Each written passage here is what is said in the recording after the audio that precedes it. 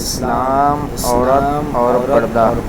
قرآن پارہ نمبر 4 سورہ 124 اشارہ کرتا ہے مردوں اور عورتوں کی روحانی برابری کا۔ قرآن پارہ نمبر 4 سورہ 124 اشارہ کرتا ہے مردوں اور عورتوں کی روحانی برابری کا۔ اگر کوئی نیک کام کرے تو وہ مرد ہو یا عورت اور ایمان رکھتے ہیں وہ جنت میں داخل ہوں گے اور ان کے ساتھ کم سے کم ظلم کیا جائے گا۔ قرآن کا متعدد حصہ مردوں اور عورتوں دونوں کے لیے قابل قبول ہے۔ ان کے لباس کے لحاظ سے قرآن میں ارشاد ہے کہ اور مومن مردوں سے کہو کہ وہ اپنی نگاہیں نیچی کریں اور اعتدال کریں، یہ ان کے لیے خالص ہے، بے شک اللہ ان کے کاموں سے واقف ہے۔ اور مومن خواتین سے کہو کہ وہ اپنی نگاہیں نیچی اور شائستہ رکھیں اور صرف اس زینت کا مظاہرہ کریں جو ظاہر ہے، وہ اپنی چھاتی پر پردہ ڈالیں اور انکشاف نہ کریں کہ اسلام میں مسلم خواتین کے لیے اثر و رسوخ کے 4 ذرائع ہیں۔ پہلے 2 قرآن اور احادیث کو بنیادی ماخذ سمجھا جاتا ہے، جبکہ بقیہ 2 ثانوی اور اخذ کردہ ہیں۔ قرآن تمام مسلمانوں اور ان کے حیاتیاتی جنسی تعلق سے قطع نظر اور علم کی جستجو کے لیے کوشش کرنے کا حکم دیتا ہے۔ یہ خدا کی نشانیوں سے پڑھنے، سوچنے، غور کرنے اور سیکھنے کی مستقل ترغیب دیتا ہے۔ مزید یہ کہ معلم نے مرد اور عورت دونوں کی تعلیم کی حوصلہ افزائی کی ہے۔ آپ صلی اللہ علیہ وآلہ وسلم نے اعلان کیا کہ علم کی تلاش ہر مذہبی عورت اور مرد پر لازم ہے۔ اپنے مرد ہم منصب کی طرح ہر اخلاقی اور مذہبی ذمہ داری کے تحت ہیں کہ وہ علم حاصل کرے، اپنی عقل کو فروغ دے، اپنا نظریہ وسیع کرے، اپنی صلاحیتوں کی ترجمانی کرے اور پھر اس کی صلاحیتوں کو اپنے اور معاشرے کے فائدے میں بروکار لائے۔ آبادیاتی عہد کے دوران 20ویں برطانوی سلطنت کے اوائل تک مسلمانوں کے درمیان صنف کی جدوجہد رہی۔ 1930 کی دہائی تک 25 لاکھ لڑکیاں اسکولوں میں داخل ہو چکی تھیں۔ ان میں سے 0.5% لاکھ مسلمان تھیں۔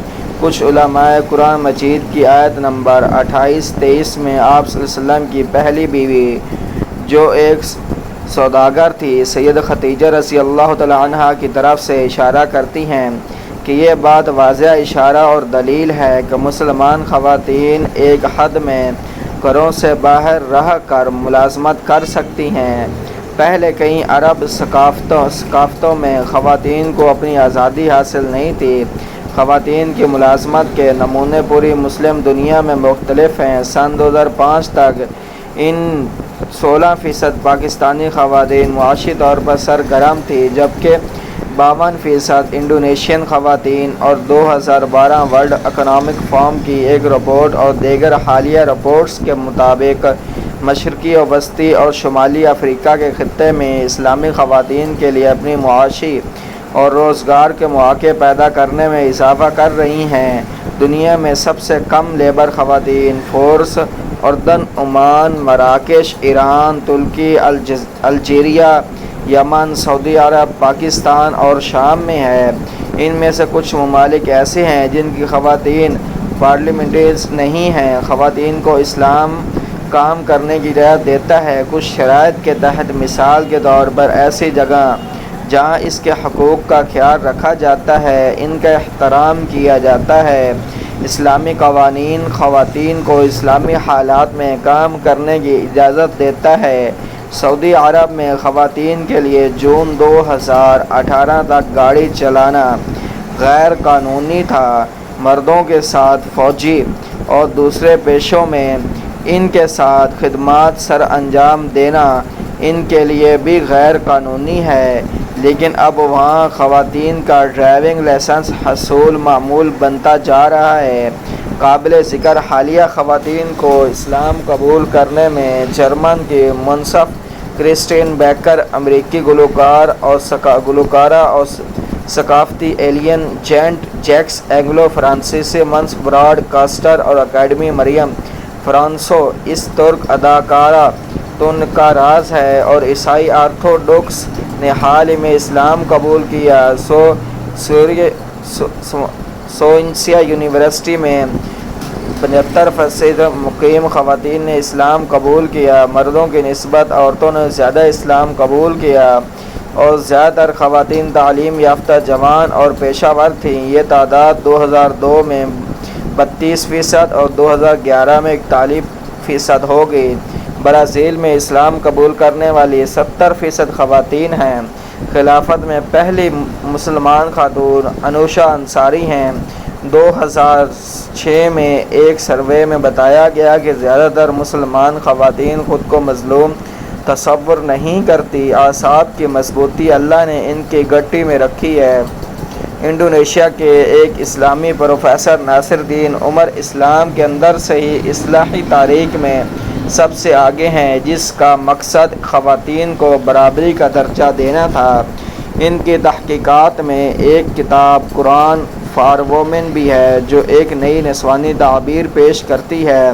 پاکستان کی پہلی حجابی خاتون پائلٹ شہناز لغا، جنہوں نے حجاب کر کے جہاز اڑایا اور اپنا نام Guinness book of world record میں درج کروایا۔ وہ اپنی برادری میں ایک اچھی سماجی کارکن بھی ہیں، اور وہ معاشرے میں خواتین کو بااختیار بنانے کے لیے تربیتی مراکز بھی چلا رہی ہیں۔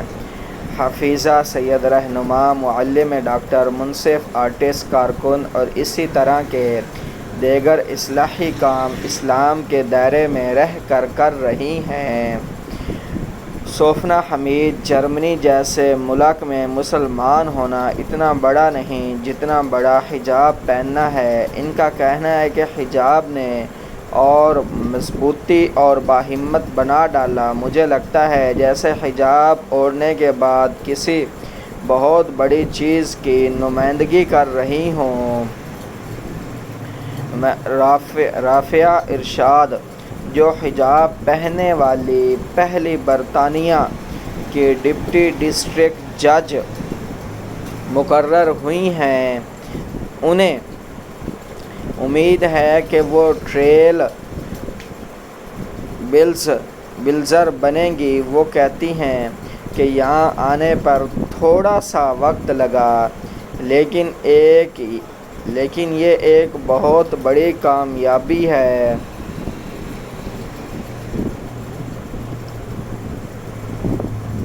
منیبہ مزاری، حالات کی سختیاں اور ظلم وقت کے لیے پے در اپنے اوپر سہنے والے وار کے باوجود ایک چٹان کی طرح اس ظالم سماج اور لوگوں کا چڑھا رہی